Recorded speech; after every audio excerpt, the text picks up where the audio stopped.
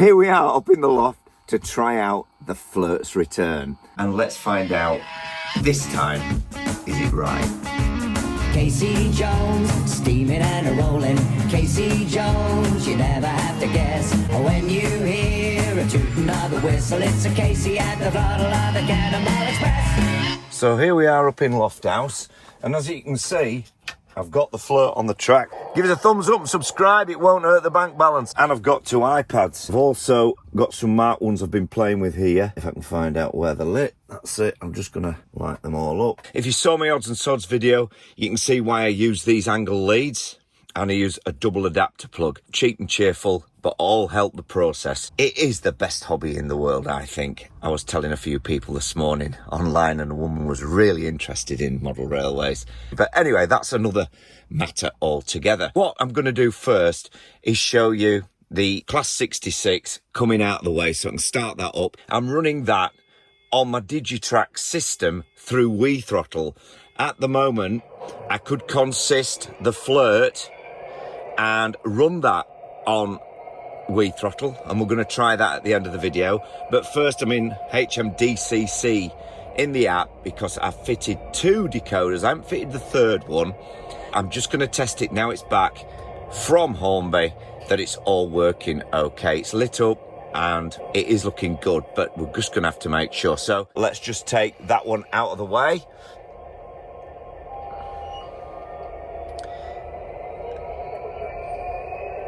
And that pulls out of the station really nicely. I've turned the overhead lights down so you get a good feel and how smooth this Class 66 runs. Passengers fitted, lighting now fitted, all to the coaches that I've got. These are the new Bachmann range, but I fit passengers to these myself. Some people have said they like the tail lamp as well, which now works. I'll get a video out about this soon. I'll show you how I did that very cheaply. And that's now left Loft House, so I'm just going to bring that to a halt. I'm also going to knock the sound off it and take this out of the picture for now. Okay, I can leave the screen on and go over to the HMDCC app. I've got a consist set up within the app. I've shown you how to do that in other videos. If you can't find them, just get in touch and I'll point you in the right direction. I'm going to use automated function control for this, and I'm going to use the global functions so both head and tail go in unison. Page 1, what I'm trying to ascertain is if the headlights work. So now I've got that set up. Come out of that screen and we can set the direction. Before, this top light was intermittent and the footstep lights were intermittent as well. Go into global functions again. That's cabin light on and off.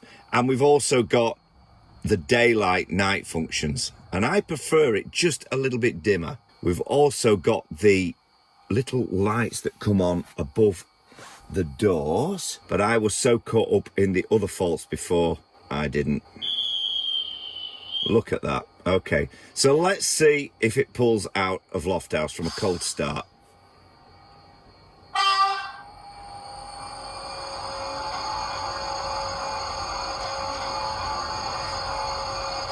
And as you can see, the decoders are running, or at least they are in one end, but the engine isn't running. So I found this, they say, is a glitch in the app. So it's probably this back unit, this decoder has connected, but it's not running, so it won't operate the train. So I just lift it off the track and put it back down, and then it will reconnect itself. Once connected, we'll get running of both ends. Once it's set up and running, it's fine. But there are these little glitches because, of course, you've got 2 drive units. You can hear it kicking in now. Both connected. Let's see if it'll go this time. You can hear them both. Let the brakes off. And this time, we've got success. So pulling out of Loft House with the HMDCC app, all lit up. and all operating as it should. So just bring that to a halt. And if I now change direction, again, we're getting all the lights on and everything else. Let's see if it'll pull out of Loft House, really nice and slowly. And yes, the footstep and cabin lights go out automatically and it pulls out of the station. We saw a little bit there of a disconnection. So fitting some power banks into these, if you have got slightly dirty track, you see that, would be an option. Now, once it gets going, it's strange. It seems okay. I've put the overhead lights on now, just so you can see it better. There we go. And in all fairness, it's not really warmed up yet. This is a cold start. This is not running or anything like this. So, right back out of the box on its return from Hornby.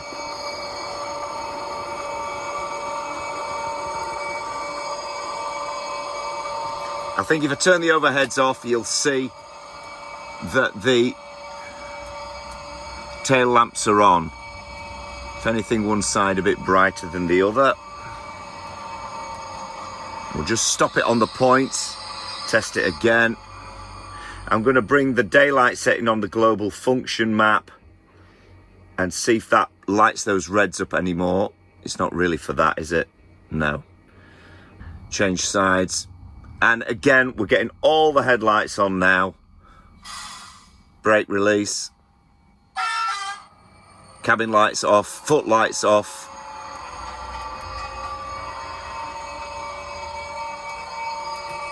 I'm going to let it have a run round Loft House and see how we go on. That's 18 foot by 20 foot, so it should give it a good run in. And make sure there are no glitches over the points and anything like that. About half speed.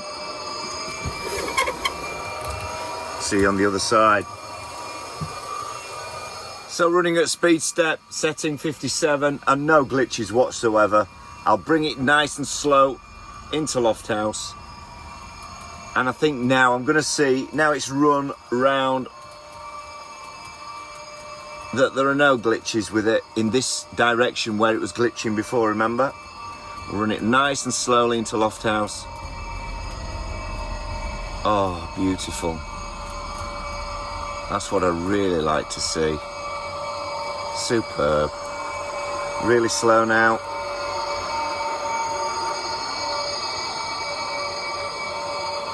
Really pleasing feel to watch and hear. It's not an annoying sound. A little glitch. It's just on the points. They're unfrogged. So it's just one. It's just one side. I'll take the overheads down again. Just one side. You can see a mallard waiting there. Got some great news for mallard fans, A4 fans.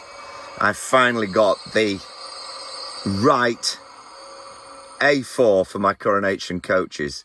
So you can see it swap over. If we swap back, you can see that the lights look a lot better now. It depends on the angle of the dangle, really, I think. So coming back into Loft House, let's see if it just snags on those points again.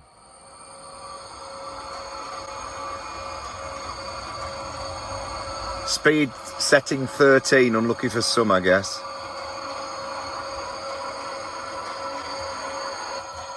Oh, it's just lost there. On the same point again. So yeah, a power bank would sort that out. You can't fit the Hornby power banks in these. There's not enough room. Why they didn't design that in, I don't know. Seems some departments at Hornby are out of touch with other departments. That's my sort of reckoning on it.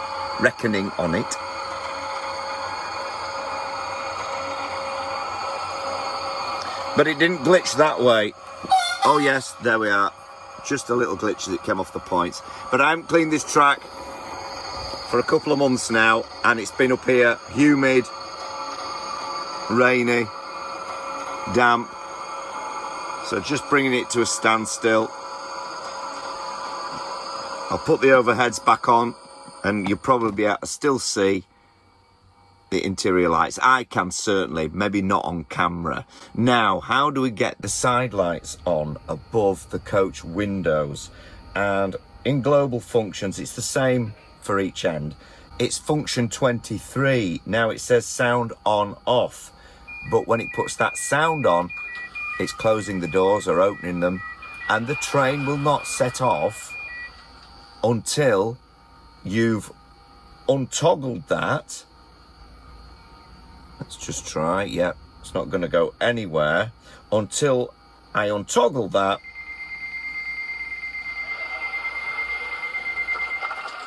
And then we go. Cab lights should go off. Lights go off above the doors and windows. And away we go. So just to summarise again, it's function 23 to get those beautiful little side lights to come on. And on a 4-car pack, there are 4 lights.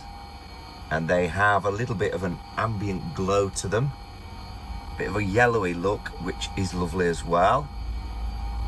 And then you turn that function off, and then when you go to pull off,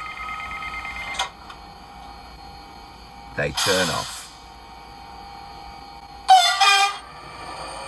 So over at the other side of the train, I think that's going to be function 24. Let's have a look. And yeah, function 24 lights them up. And the same way, you then untoggle that function and away you go, and the lights go off just before the cabin lights go out and the footstep lights above the driver's cab. Then you have to go into global functions if you want both ends to light up at the same time. Oh, beautiful. And of course, I've not got my pantographs up. It came back with one little bit missing, so they're going to send that on when it comes through.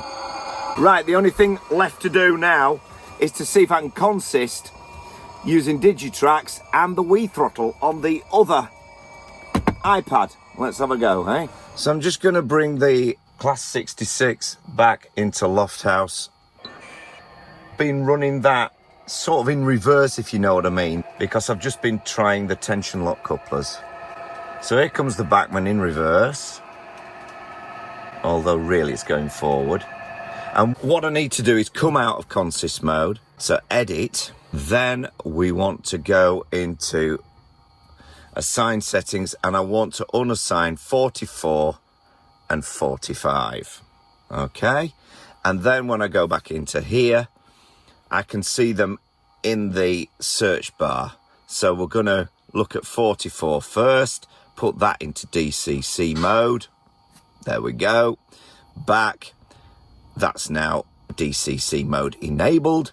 And for 45, we want to go in to DCC mode. It goes nice and quiet. And now we can take that one out of the picture and bring the WITHROTTLE in.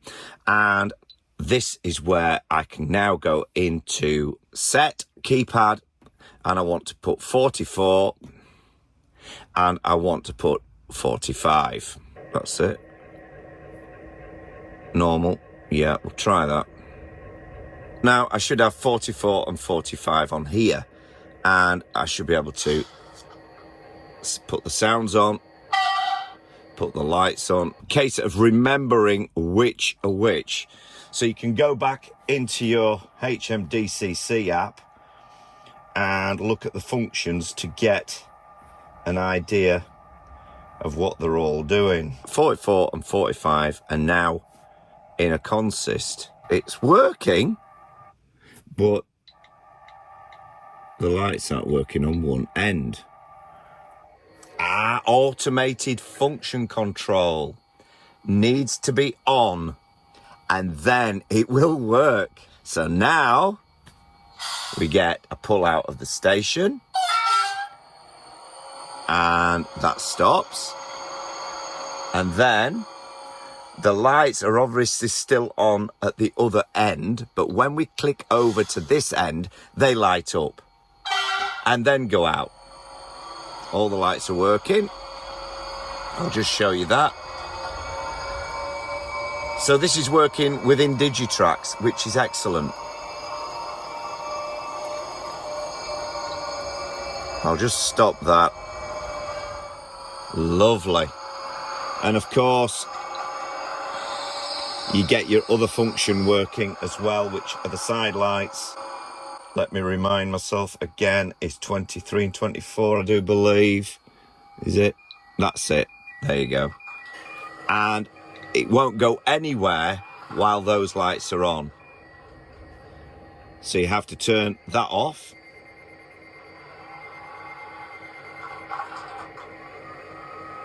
I don't think it'll still go anywhere. Oh, yes, look at that. That's lovely. Oh, I like that. So yeah, all working, all in order.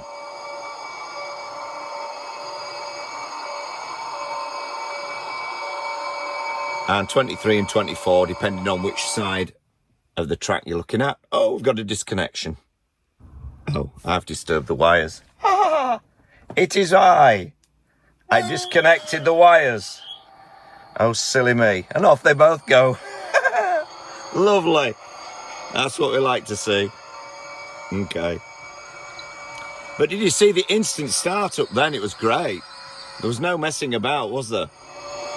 So that's consisting in DCC. It all works. So you don't have to worry about having the HMDCC app on all the time. It will consist now both decoders in WITHROTTLE on Digitrax, and it works a dream. Let's just see, I don't think you can still see the lights. Oh, I'm going to disconnect my track again if I don't be careful. Yeah, sorry. I'm so excited. That's how I get. Beautiful. And of course I could dim those lights off as well. But once you get the overheads back on, you probably want daylight mode on. Right, I'm going to let that go around the track. So I've got both trains now controlled in WITHROTTLE, in DCC. Don't have to use the Bluetooth side of things at all if you don't want to.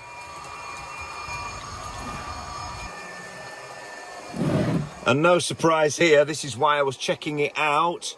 The Class 66 has untoggled again from the Bachmann coaches. So I'm just going to have to look at those tension lock couplings, because it's not doing it when I'm running Hornby models.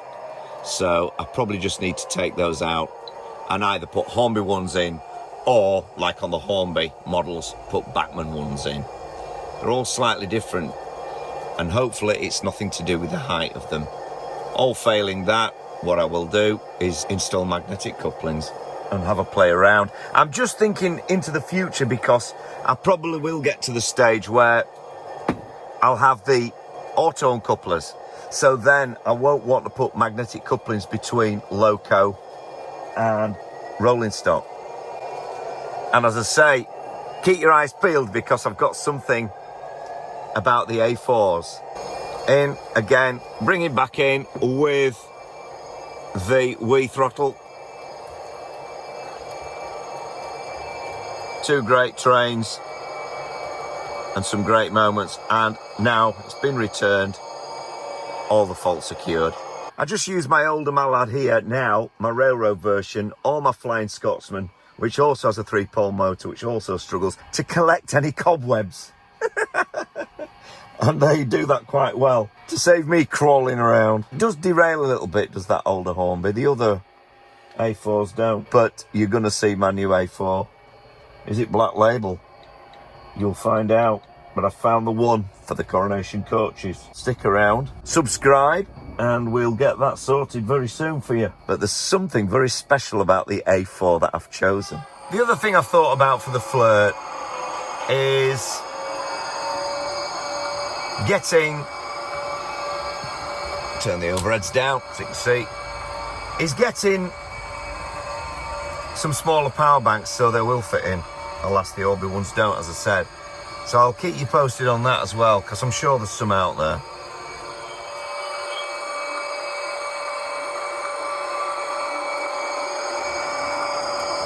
Happy modelling. That's what it's all about. There's never been a better time to get into model railways. Well, thanks for watching. Happy modelling, and see you on the next one. I'm a little bit happier myself now. So long for now, we'll be seeing you when Casey comes a-rolling by again with a steaming porter and a smoking stack, and the wheels are striking thunder on the railroad track. There'll be Casey Jr. and the Red Rock too, Wally Cinders and the rest of the crew, in a thrilling adventure that's a lot of fun, when Casey takes the throttle for another run. Casey Jones, steaming and a-rolling. Casey Jones, you never have to guess. When you hear a tooting of the whistle, it's a Casey at the throttle of the Cannonball Express. Casey Jones, steaming and a-rolling. Casey Jones, you never have to guess. When you hear a tooting of the whistle, it's a Casey at the throttle of the Cannonball